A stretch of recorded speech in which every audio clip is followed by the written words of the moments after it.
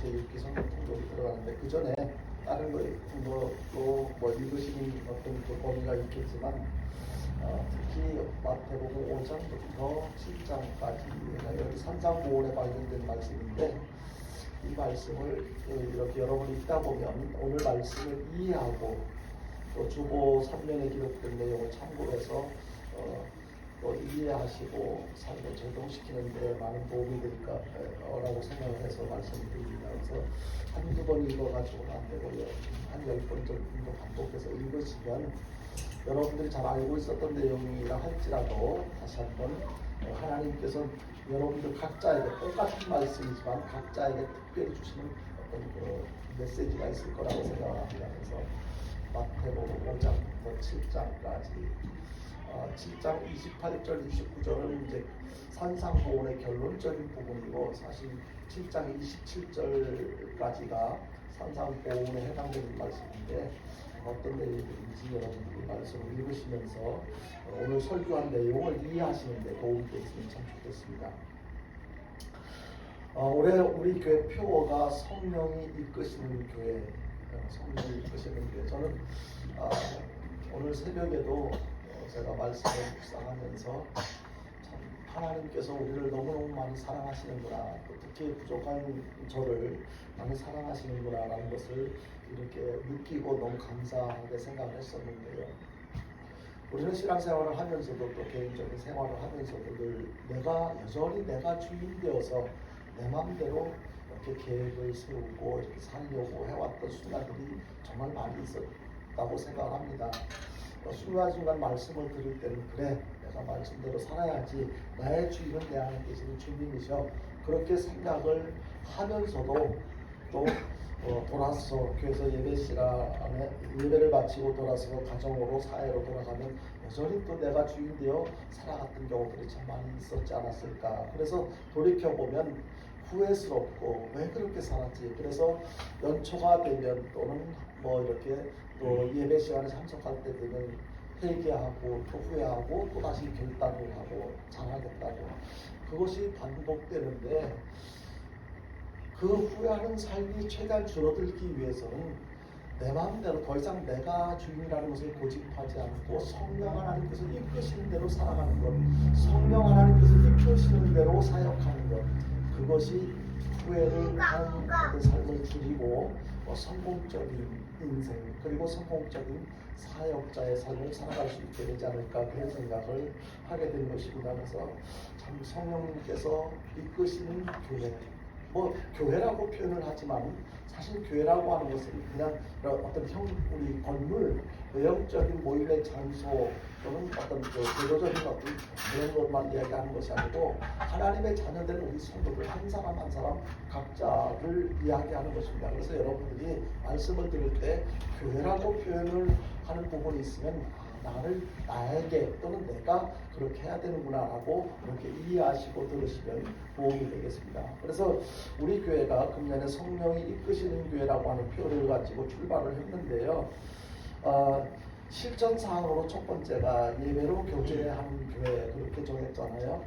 그러니까 무엇보다도 신앙생활하는 데 있어서 중요한 것은 예배가 차지하는 비중이 크다. 그래서 예배가 하나님께 드려지는 이 예배가 형식적인 예배가 아니라 예배의 주인공 되시는 하나님께서 기뻐 받으시는 예배가 되어질 때 참으로 하나님과 우리 성도들과의 아름다운 교제가 이루어지게 될 것이고 그렇게 믿음으로 드리는 어떤 우리 모든 성도들의 예배를 통해서 우리 성도들도 그 예배의 순서 중에는 다양한 순서들이 있잖아요. 너희들이 그것을 찬양하고 기도하고 말씀 듣고 하는 그 과정 속에서 우리 성도들도 아름다운 교제가 레크레이션을 하고 또 이런저런 행사를 하고 그렇게 해서 이렇게 필요한 어떤 교제를 할 수도 있겠지만 그것보다도 가장 가치 있는 교회는 성공적인 예배를 드릴 때 그 예배를 통해서 가장 아름다운 교제가 이 교제를 이룰 수 있지 않겠나 그렇게 생각이 되어집니다. 그래서 성공적인 예배를 통해서 하나님과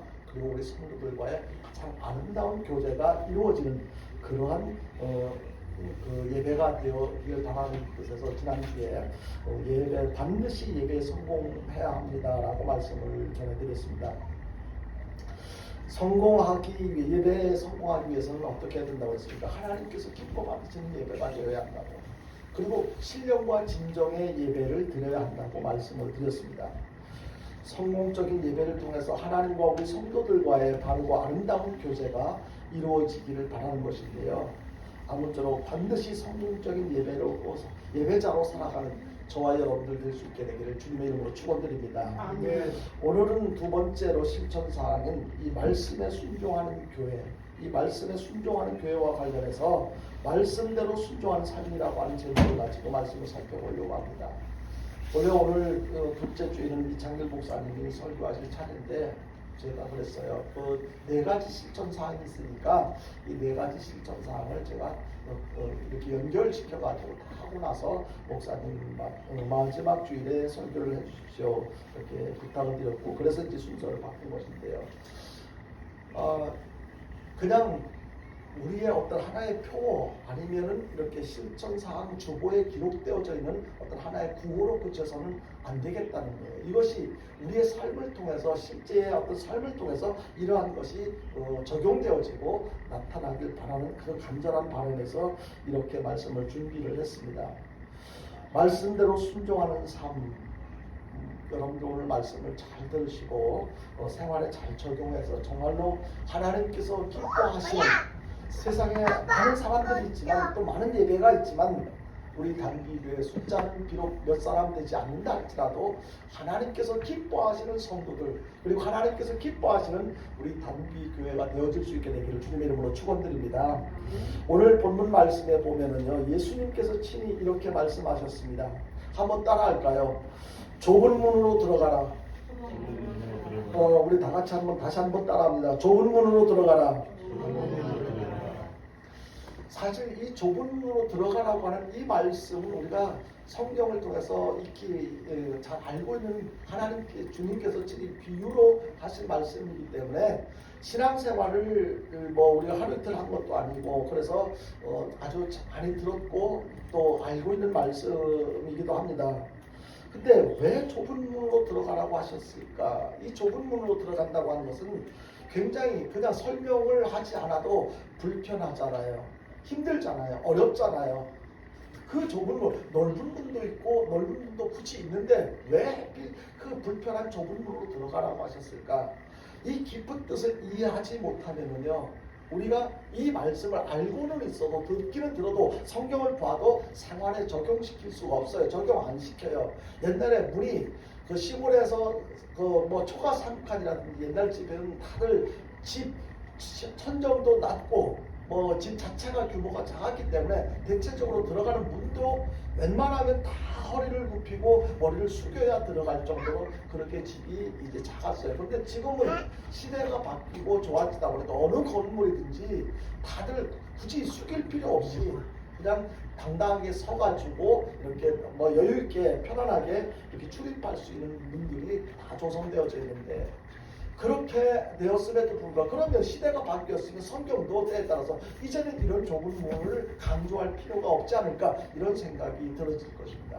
그런데 이 말씀의 의미를 바로 알아야만 그때 시대가 바뀌어서 실제 우리들이 살아가는 어떤 문은 좁은 문이 큰 문이 되고 넓은 문이 되었다 할지라도 예수님께서 이렇게 좁은 문으로 들어가라고 하신 말씀의 의미를 바로 안다면 우리의 삶을 통해서 이 말씀의 의미를 삶에 적용시켜서 끝까지 생명 다하는 순간까지 그렇게 살아가야 할 것을 깨닫게 될 것입니다. 좁은 문으로 들어간다는 것은 우리가 상식적으로 생각해도 얼마나 불편해요. 만약에 우리 교회에 들어오는 문이 정말로 옛날 초가집 문처럼 작은 어떤 그런 문이라면 올 때마다 고개를 숙여야 되고 허리를 굽혀야 되고 얼마나 불편하겠어요. 근데 왜 그럼에도 불구하고 좁은 문으로 들어가라고 말씀하셨을까? 옛날 예수님 당시에 예루살렘에는 총 8개의 문이 있었다고 합니다. 제가 직접 가보거나 확인해 보지는 않았는데 그렇게 알려지고 있습니다.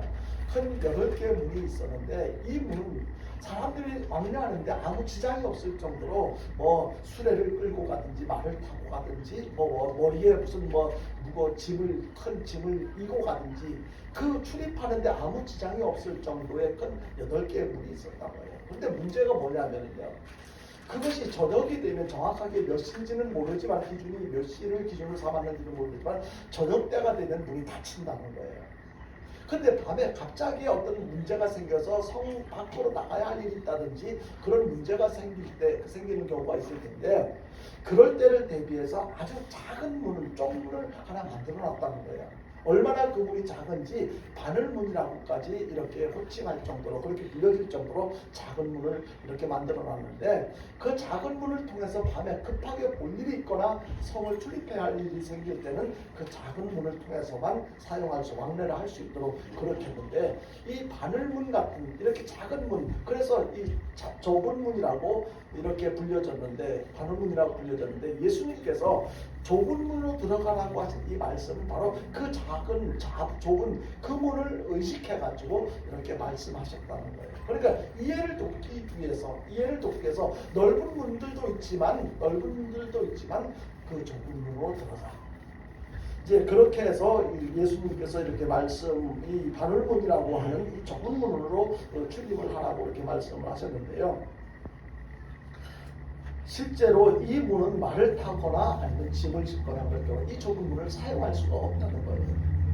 한 사람이 겨우 고개를 숙이고 출입할 수 있을 정도로 아주 좁은 문이라고 하는데요. 한번 상상해 보십시오. 얼마나 불편하겠어요. 근데 예수님께서 이 좁은 문으로 들어가라고 하신 말씀은 바로 이 문을 염두에 두고 하신 말씀이다라는 것입니다. 크고 넓은 문으로 들어가지 말고 작고 비좁은 이 바늘문으로 들어가라고 이렇게 말씀하셨는데 그러니까 이것을 다시 표현하자면 쉽고 편한 길로 가지 말고 어렵고 힘든 길을 가라고 그렇게 강조하시는 거예요. 왜 그랬을까요? 우리들 사랑하는 자녀들에게 이왕이면 좋은 길로 넓은 길로 안전한 길로 그렇게 다니기를 원하잖아요. 자녀들이 만약에 울퉁불퉁하고 좁고 힘들고 어려운 길을 가는 것을 우리가 안다면 어디를 갈 때 굳이 넓은 길을 두고 그쪽으로 간다면 가만히 내버려두겠어요. 얘들아 그렇게 하지 마라. 이 길이 훨씬 쉽잖아. 편안하잖아. 다칠 염려도 없고 안전하잖아. 이 길로 가. 그렇게 아마 당연하게 그렇게 권면해 줄 거예요. 그런데 예수님도 우리를 사랑하셔요. 하나님도 우리를 사랑하셔요. 그럼에도 불구하고 크고 넓은 길로 가지 말고 좁은 길로 가라고 그렇게 말씀하십니다. 이 말씀의 뜻에 말씀 속에는 깊은 뜻이 담겨져 있다는 거예요. 이것을 알지 못하면 우리는요 그냥 좁은 문으로 가라고 하는 것은 좁은 길을 따라 가라고 하는 것은 그냥 예수님이 하신 말씀이고 나는 편안하고 좋은 넓은 문으로 갈 거야. 넓은 길로 갈 거야. 늘 우리가 원하는 길을 우리가 선택해서 그 길을 가는 것을 고집하면서 그렇게 살아갈 거예요. 아마 지금까지 대부분이 그렇게 살아왔을 거라고 생각해요. 그런데 이제 바뀌어줘야 돼요. 예수님이 언제 오실지 몰라요. 그런데 내가 말했잖아. 좁은 문으로 가라고 했잖아. 근데 왜 너 내 말 안 들었어? 이렇게 말씀하신다면 우리 뭐라고 예수님께 변명하겠습니까? 변명이 통하겠습니까? 선악과 따먹지 말라고 했잖아. 근데 왜 따먹었어? 하와가 따먹으라고 했어요. 뱀이 시켰어요. 그 변명이 통하겠습니까? 안 통하잖아요. 이제 우리는 하나님의 말씀대로 아무리 힘들고 어려워도 하나님이 왜 예수님이 좁은 문으로 가라고 하시니 그 이유를 알고 우리는 무조건 이유를 모르면 무조건 순종해야 돼요. 근데 우리는 이유를 모름에도 불구하고 알려고 노력도 하지 않았고 설령 알았다 할지라도 그대로 순종하지 않은 채 내 마음대로 고집하며 살아왔던 순간이 얼마나 많이 있었습니까? 오늘 이 말씀 다시 들으시고 좁은 문으로 들어가라고 하는 이 말씀의 의미를 아시고 정말로 좁은 문으로 들어가서 좁은 길 이것은 언제까지 그렇게 해야 되느냐 우리 생명 다른 그 순간까지 가야 돼요. 예수님께서 좁은 문으로 가라고 하실 때 가다 보면 길이 넓은 길도 나올 거야 평탄해질 거야 이렇게 말씀하시지 않았어요. 우리는 천국에 입성할 때까지 끝까지 이 좁은 문으로 가야 되는데 나중에 설교 마지막 부분에 가서 다시 이 말씀에 대해서 강조를 하겠습니다만 끝까지 이 말씀대로 실천하며 살아가는데 그래서 오늘 말씀에 이 좁은 문으로 가라고 하는 첫 번째 의미는 뜻은 바로 하나님 말씀대로 순종하며 실천하며 살아가라고 하는 의미가 이 말씀 속에 포함되어 담겨져 있다는 거예요. 말씀대로 순종하며 살아가. 사실 우리가 하기 쉬운 것이라면 뭐 무슨 이유로 이것을 하라고 굳이 말씀하셨겠습니까? 굳이 하나님께서 말씀하시지 않았어도 우리가 하기 쉬운 것들은 알아서 할 텐데, 그냥 저절로 자기가 알아서 할 텐데, 근데 하기 어려운 것이기 때문에. 우선 좁은 문으로 들어가라고 하는 말씀은 예수님께서 하신 말씀을 그대로. 그러니까 이 말씀대로 순종하는 것을 방해하는 요소들이 생길 수가 있다는 거예요. 힘들어서 못할 수 있는 어떤 그런 갈등을 할 경우도 생길 것이고, 또는 다른 요인들로 인해서 말씀대로 순종하지 못하는 어떤 이유가 발생할 수도 있을 것입니다.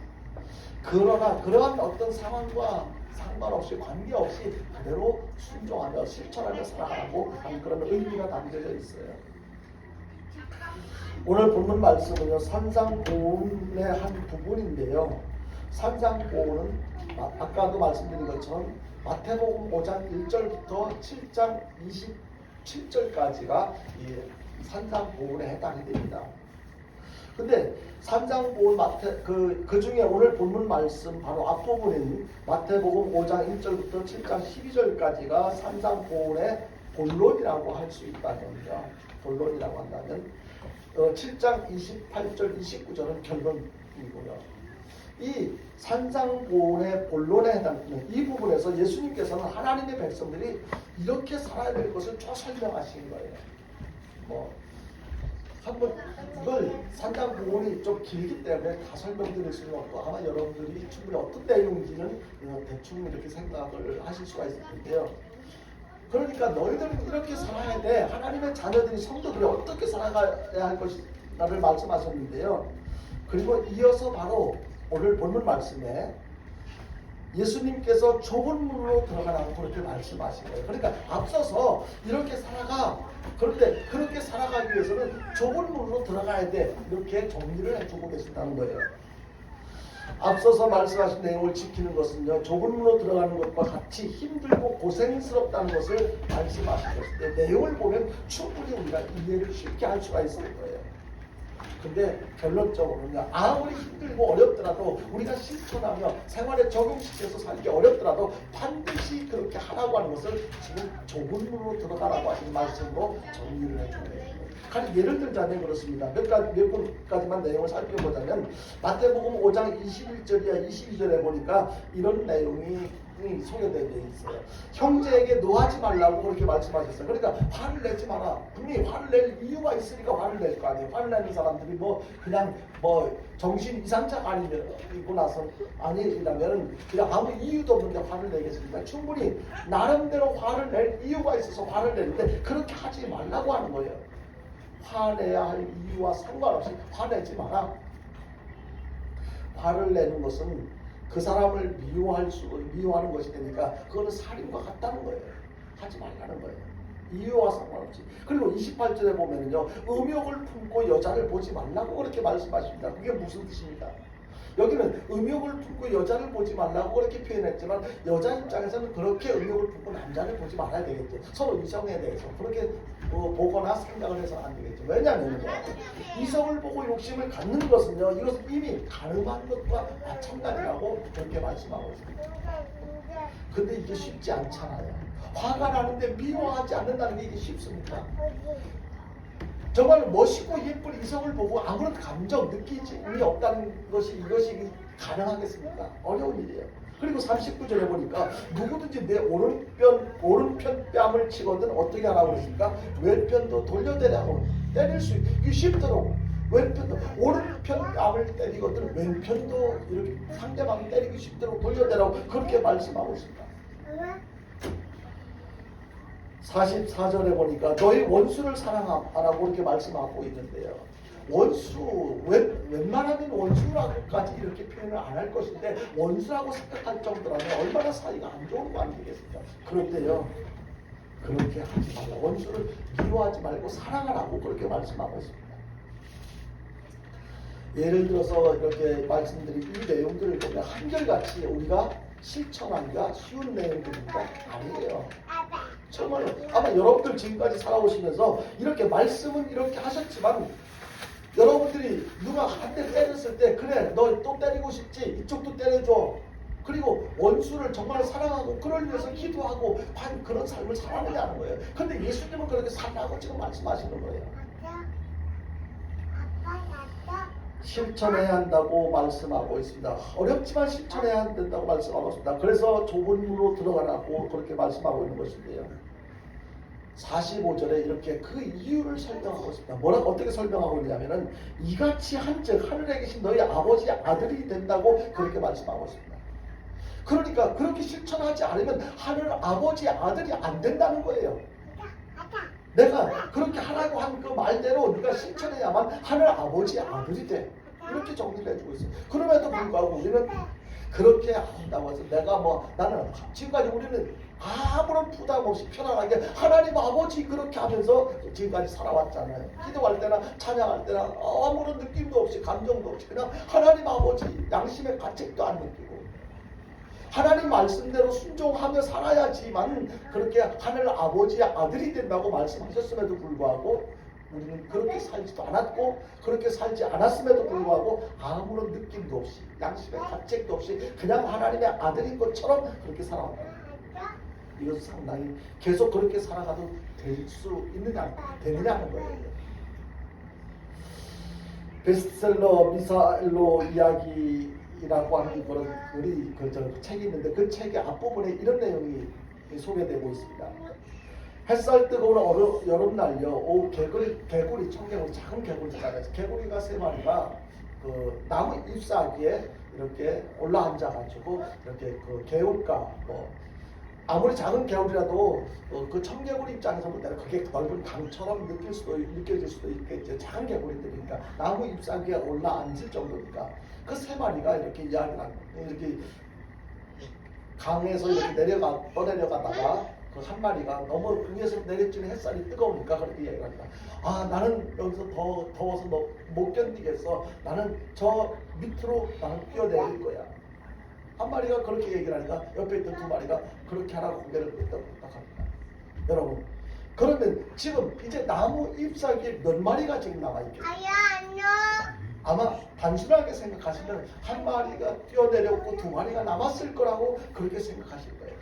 그런데 그렇지 않아.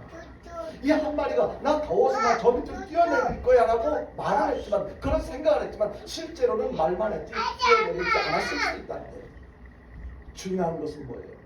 그만큼 내가 어떤 상황에서 무엇을 어떻게 하겠다라고 생각을 하고 결심을 하지만 실천하지 않는다면 아무런 의미가 없다는 거예요. 그렇습니다. 우리는 하나님의 말씀을 잘 들어요. 그리고 깨달아요. 근데 중요한 것은 실천하지 않는다는 게 문제예요. 말씀을 보기도 하고 듣기도 하고 그리고 순간순간 내가 잘못 살았네 잘못했네 왜 그랬지 다음부터 잘해야지 얼마나 그 후회도 많이 하고 또 새로운 결심도 얼마나 많이 합니까? 말씀을 이해하고 말씀에 동의했다고 해서 저절로 실천할 수 있는 것이 아니에요. 여러분요. 그렇기 때문에 예수님께서 그 사실을 알기 때문에 큰 문으로 들어가지 말고 좁은 문으로 들어가라고 그렇게 강조하신 것입니다.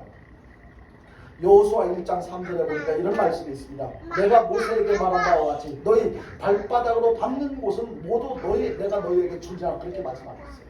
이것은 어떤 말씀이냐면 모세의 뒤를 이어서 이스라엘 지도자가 된 여호수아에게 하나님께서 하신 약속하신 말씀이에요. 너희 발바닥으로 밟는 모든 땅은 내가 너희에게 주겠다. 그러면은 그 땅이 이스라엘 백성들의 땅이 되겠네 이렇게 생각하실 수가 있어요. 그렇죠? 근데 문제가 뭐예요? 너희들의 발로 밟는 땅이라고 이렇게 말씀하셨어요. 하나님께서는 주신다는 거 약속하셨어요. 근데 거기에 전제가 무슨 전제가 뭐냐면 너희들 발로 밟아야 돼. 이것이죠. 만약에 이스라엘 백성들이 하나님께서 그 땅을 다 주시겠다고 약속하셨지만 안 밟으면 하나님께서 아무리 약속하셨다고 주고 싶다 할지라도 그것은 이스라엘 백성들의 땅이 될 수가 없는 거예요. 물론 하나님께서 약속하신 그 땅, 그 가나안 땅은 그 이미 원주민들이 살고 있었어요. 그 족속들이 살고 있었어요. 그러면 이스라엘 백성들이 해야 될 일은 무엇입니까? 그들을 몰아내야 돼요. 피 터지는 전장을 싸워서 그들을 몰아내야 돼요. 그렇다면 하나님께서 우리에게 필요한 이스라엘 백성들에게 필요한 것이 무엇입니까? 하나님께서 주시겠다고 약속하셨으니까 우리가 싸울 때는 이길 수 있도록 그들을 몰아낼 수 있도록 하나님께서 도와주실 거야. 이 믿음 가지고 싸워야 돼. 우리는 전쟁에 경험이 없는데 부족한데 이런 것만 생각하고 우리의 입장만 연약하고 못할 것 같은 입장만 생각하고 하나님께서 우리가 그 땅을 밟아야 할 것을 시도하지 않는다면 결국 그 땅은 이스라엘 백성들의 땅이 될 수가 없어요. 그렇습니다. 하나님의 약속을 믿고 우리가 하나님의 말씀을 들을 때 우리는 아멘 아멘 하잖아요. 아멘 하지 말라는 것이 아니에요. 아멘 하는 것이 중요해요. 맞습니다. 모두 옳습니다. 나 그대로 인정합니다. 그대로 하겠습니다. 그렇게 약속하는 것, 그렇게 반응을 보이는 아멘, 이것이 필요하고 중요해요. 그런데 더 중요한 것은 그렇게 했다면 그것으로 그치지 말고 실천해야 한다는 것이죠. 하나님의 말씀을 우리가 한두 번 들은 것이 아니고 한두 해 들은 것이 아니잖아요. 실천하는 삶이 중요하다는 거예요.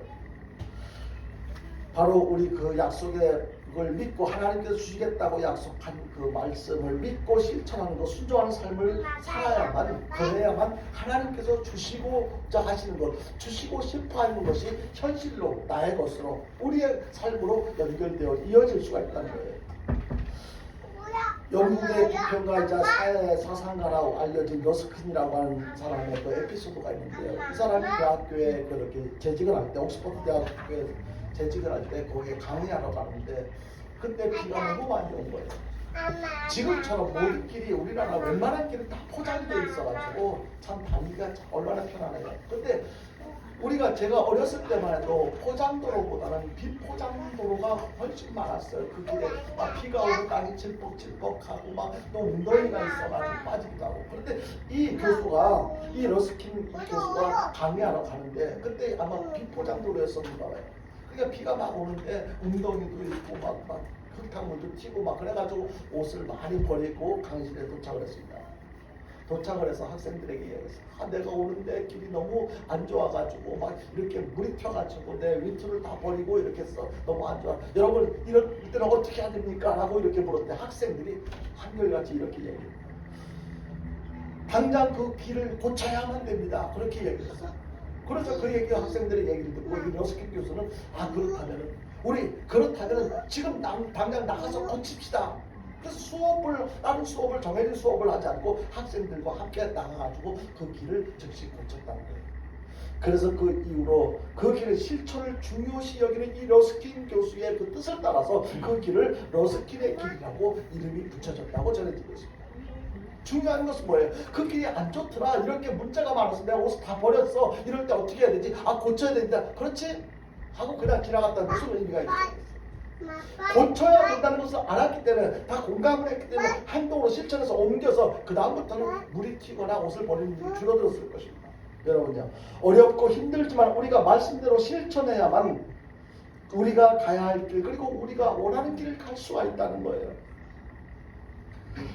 7장 21절에 이렇게 말씀하고 있습니다. 오늘 본 읽지는 않았는데요. 21절에 보니까 방송실에 준비됐어요. 열 수 있어요. 화장실 갔어요. 21절에 보니까 이렇게 됐죠. 우리가 너무 잘하는 부분이에요. 나더러 주여 주여 하는 자마다 천국에 들어갈 것이 아니요 다만 하늘에 계신 내 아버지의 뜻대로 행하는 자라에 들어갈까. 중요한 것은요, 행함이 없이 믿기만 하면 뭘 받는 줄 알아요. 그냥 내가 믿는다고 입술 열어서 고백만 하면 그냥 나 천국 가. 내가 어떻게 살아도 나는 천국 가. 그렇게들 생각하고 거기에 멈추는 사람들 생각이 멈추고 삶이 그렇게 이어지는 경우들이 너무 많은데 그게 아니라는 거예요. 하나님께서 분명히 말씀하셨어요. 나더러 주여 주여 하는 사람들, 나더러 주여 주여 하는 사람들은 다 천국에 들어갈 것이 아니야. 다만 하늘에 계신 내 아버지의 뜻대로 행하는 자라야 들어간다라고 그렇게 말씀합니다. 우리는 이 말씀을요, 한 귀로 듣고 한 귀로 흘려서 안 돼요. 그냥 그렇게 하나님께서 하신 말씀 중에 한 부분으로만 생각하고 지나치면 안 된다는 거예요. 사랑하는 성도 여러분, 주님의 말씀을 깨달았으면 어떻게 해야 됩니까? 실천하는 것이 중요한 거예요.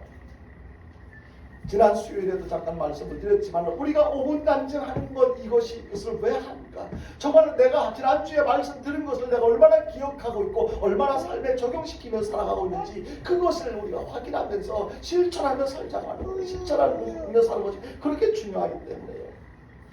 좁은 문으로 들어가는 심정으로 우리는 하나님의 말씀을 실천해야 하는 것입니다.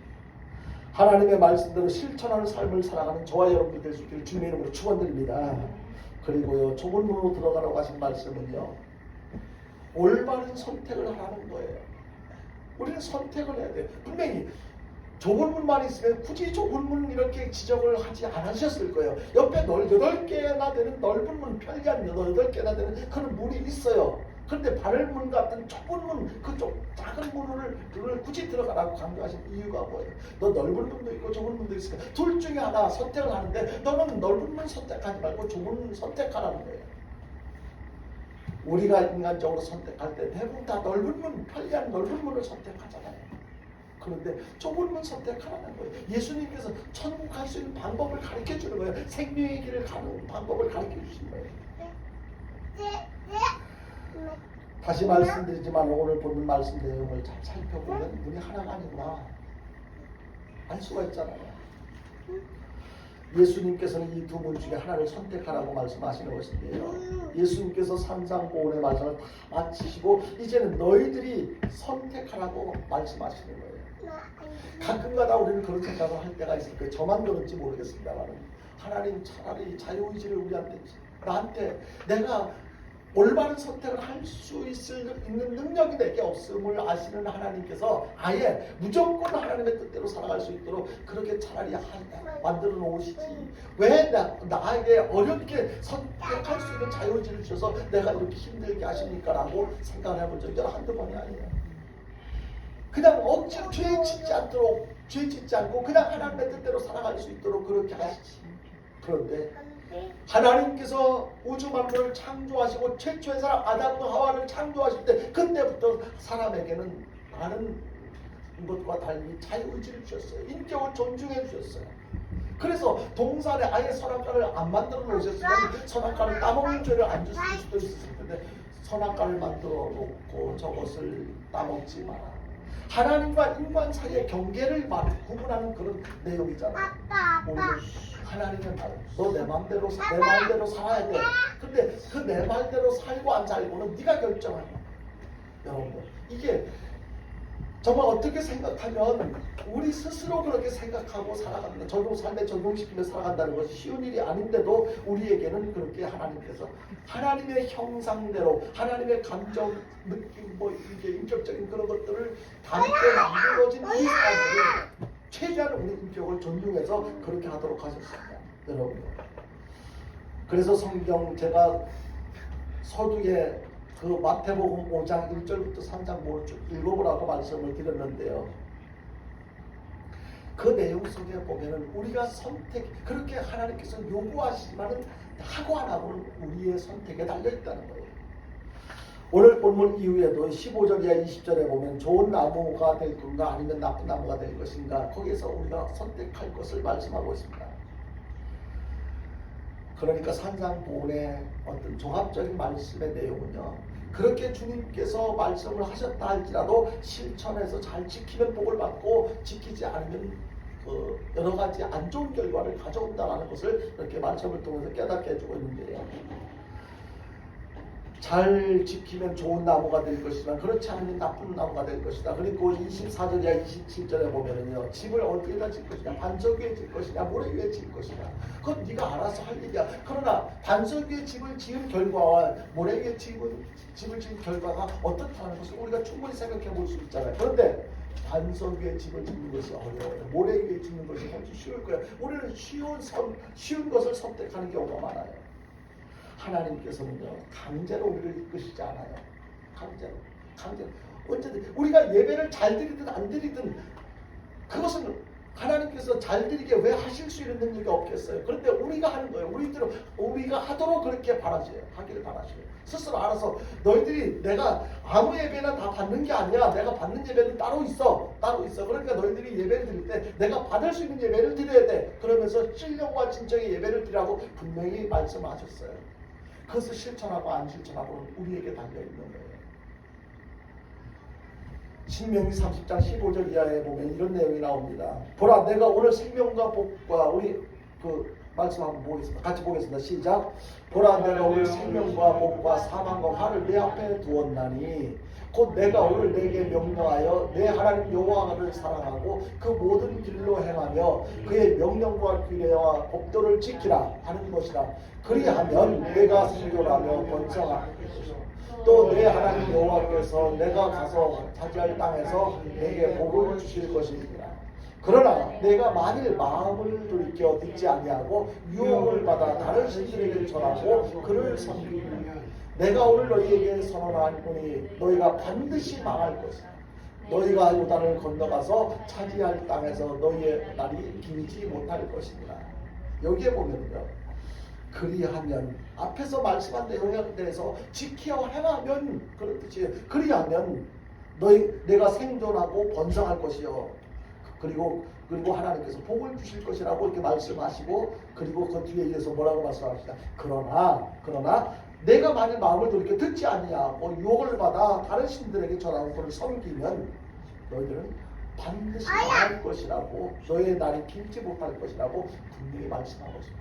그러니까 항상 지켜 행하면 어떤 결과가 올 것이다.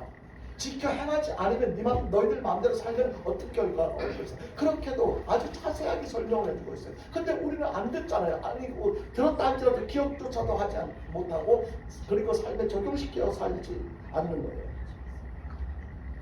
하나님께서는 우리 앞에 항상 두 가지 길을 제시를 해주십니다. 그 중에서 무엇을 선택하는지 선택하는 것은 너희들 자유야. 그러나 무엇을 선택하든지 자유지만 그 결과에 대한 책임도 너희들이 져야 돼. 그래서 우리는요, 선택을 잘해야 되는 거예요. 예배를 잘 드려야 될 것인가, 아니면 내가 하나님 말씀대로 순종할 것인가, 내 마음대로 살 것인가. 근데 올바른 선택한다는 것이 쉽지가 않아요. 왜냐하면요, 선택을 시작할 때 지금 입장과 그리고 나중에 그 결과가 나타날 때 그때 상황이 다를 수가 있거든요. 지금은 굉장히 힘들고, 만약에 내가 이것을 선택하면 그것을 진행하는 과정에서 많이 힘든 일도 있고 어려운 일도 생길 텐데, 뭐 그렇게 해서 어떻게 하지? 내가 그때까지 살 수도 있을지도 모르겠고, 이런 갈등을 할 수도 있을 거예요. 근데 나중에 살고 죽고 이것은 생각할 필요가 없어요. 지금 말씀대로 순종하느냐, 말씀대로 순종하며 하는 것을 선택하는 것, 이것이 필요하다는 거예요. 예를 들어서요, 여러분들 그 이해를 돕기 위해서 개미와 배짱이의 경우 어떻습니까? 이제 여름이에요. 여름인데 여름에 우리는 더우니까 불편하니까 쉬고 싶잖아요. 그래서 배짱이는 나 그냥 이거 그늘에서 편안하게 쉴 거야 쉬어요. 근데 개미는 열심히 일을 해요. 이유가 무엇입니까? 배짱이의 입장에서는 지금 현재 나는 미래에 대해서 굳이 그걸 걱정해서 지금 내가 희생하는 거, 수고하는 거를 선택하지 않은 거예요. 개미는 지금 힘들고 어려워도 미래, 추운 겨울이 일할 수 없을 때를 대비해가지고 지금 열심히 수고하는 것을 선택하는 거예요. 결과에 대해서는 굳이 설명하지 않아도 여러분들이 충분히 상상하실 수가 있을 것입니다. 여러분, 우리는 개미가 겨울을 위해서 수고하는 선택을 했을 때 그 과정이 얼마나 힘들었겠어요. 근데 겨울이 됐을 때에 어떻습니까? 반대로 배짱이는요, 지금 편안하고 쉬운 것을 선택했는데 얼마 안 가서 겨울이 다가왔어요. 그때 힘든 그 배짱이의 삶, 얼마든지 우리는 생각해 볼 수 있잖아요. 여기에서 심리학자들은 이 배짱이처럼 당장의 행복에 초점을 맞추고 선택하는 것을요, 충동적 선택이라고 해요. 우리는요, 충동적으로 미래에 대해서 생각하지 않고 바로 지금 당장만 생각하고 내 입장에 맞는 선택을 하는 경우들이 많은데요, 개미처럼 미래 행복에 초점을 맞추고 선택을 그렇게 하는 것을 무슨 선택이라고 부르냐면 절제된 선택이라고 해요.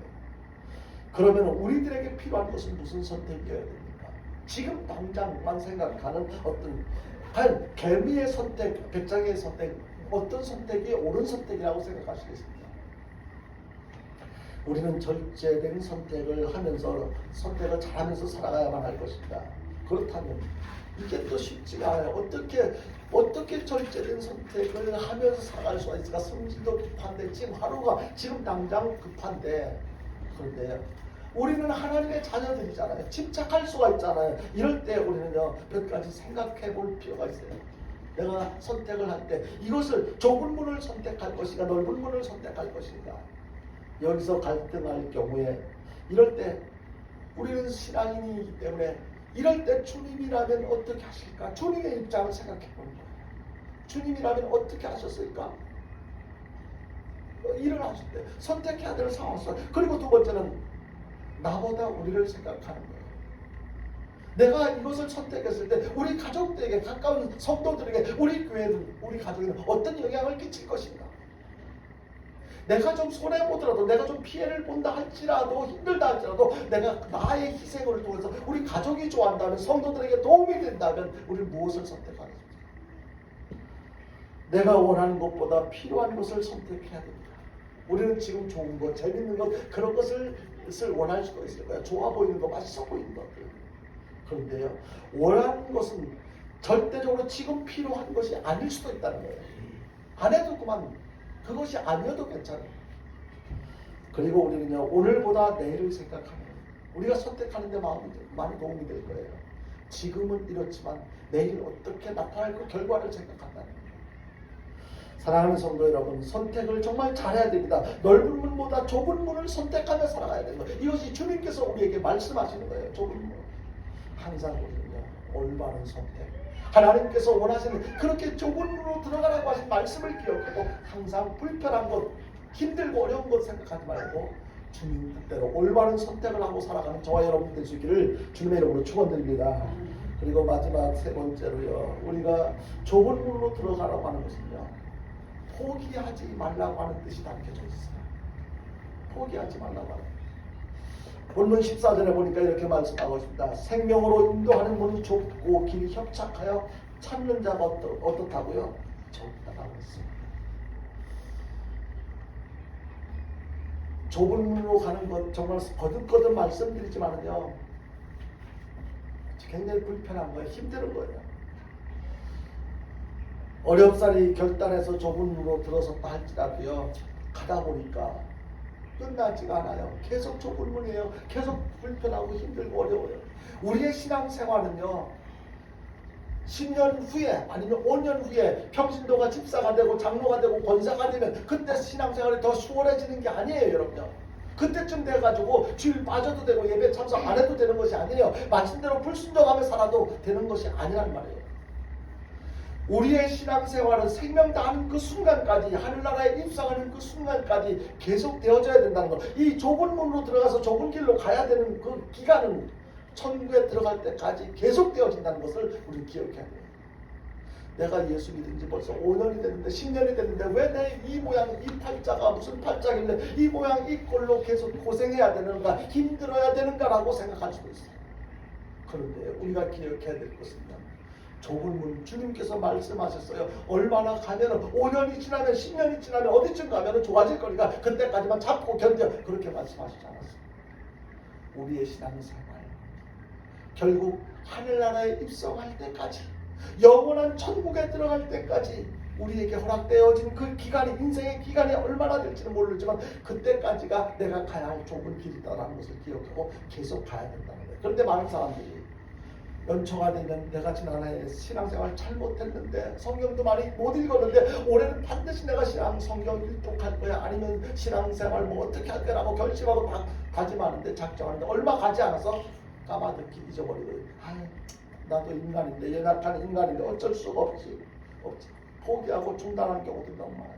여러분, 이스라엘 백성들 한번 생각해 보세요. 출애굽기에 보면, 출애굽기가 어떤 내용이냐면 이스라엘 백성들의 출애굽 후에 그 내용, 삶의 내용에 대해서 자세히 설명했던 내용 아닙니까? 이스라엘 백성들이 바로의 유혹과 집요한 추격을 부딪히고 모세를 따르기로 결심했습니다. 그들이 앞으로 어떻게 될지 몰라요. 그런데 모세가 말한 그 한마디 말만 믿고 따랐어요. 그것은요, 앞으로 어떻게 될지 모르지만은요, 좁은 문을 선택한 거였거든요.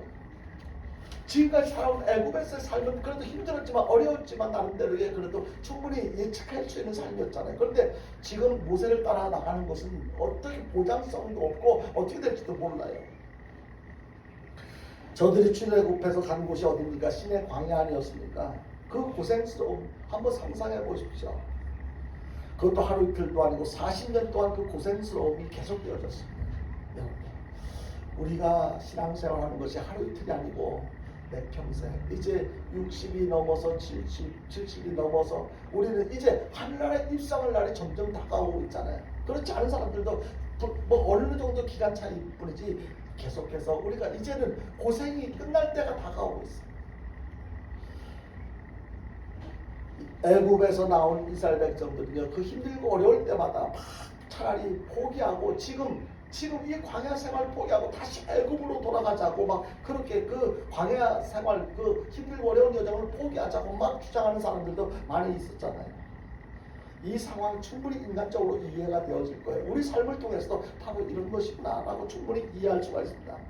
그런데요, 우리가 신앙생활 잘하겠다고 내 인생을 포기하지 않는 한, 난 지옥 가도 괜찮아 그렇게 생각하지 않는 한 우리의 신앙생활 잘하겠다고 결심하고 이거 결코 포기해서는 안 돼요. 그 과정 속에서 이런저런 다양한 일들을 겪을 수가 있어요. 어려움을 만날 수가 있어요. 우리가 분명히 기억해야 될 것은요, 좁은 문으로 들어가면은요, 우리가 걷기에 불편한 좁은 길이 계속되어지고 있다는 거예요. 지금 우리 과정 속에, 인생의 과정 속에 그런 것들이 나타나고 있지 않습니까? 이제 말씀을 정리를 하겠는데요. 오래전에 미국에서 히트했던 손목시계가 있었어요. 저는 이 손목시계가 있었는데, 손목시계 하면 뭐 오리엔트, 제가 기억하는 건 뭐 세이코, 뭐 오리엔트 이것밖에 잘 생각이 안 나는데요. 그 유명한 미국에서 히트쳤던 손목시계 티맥스라고 하는 시계가 있었다고 하는데요. 이 시계가 히트치게 된 것은 텔레비 광고 때문이었다고 알려지고 있습니다. 이 시계를 텔레비에서 광고를 할 때요, 그 높은 비행기 위에서도 그 시계를 집어던졌대요. 그리고 트럭으로 그 시계를 깔아뭉기기도 하고, 그리고 시계를 향해서 돌을 던지기도 하고, 결국에는 어떻게 돼요? 시계가 파손됐어요. 근데 시계가 깨졌는데 중요한 것은요, 그래도 그 깨진 시계를 보니까 시계는 여전히 가고 있었다는 거예요. 그래서 그 광고의 마지막 핵심이 어떤 거였어요? T-Max, 그래도 갑니다. 이것은 그래도 갑니다.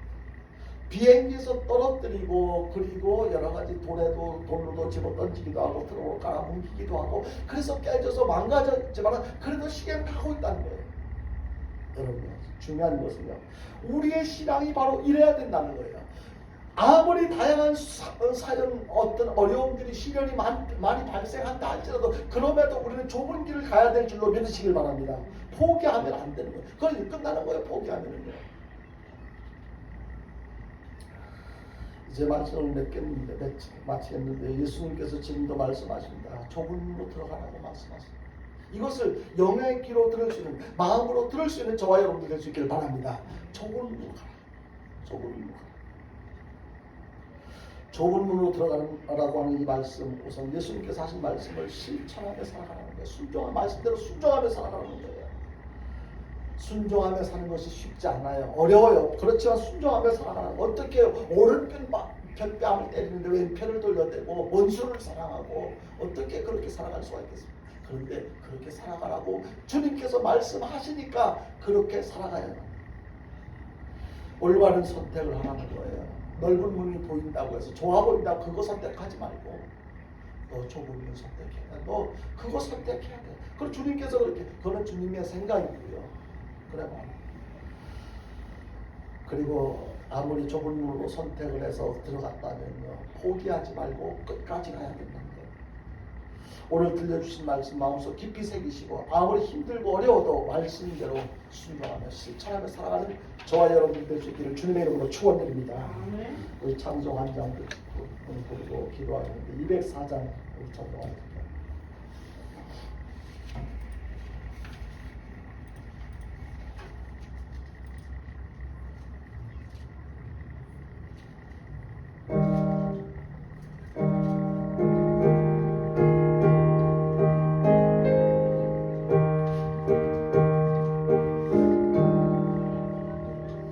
주의 말씀 듣고서 주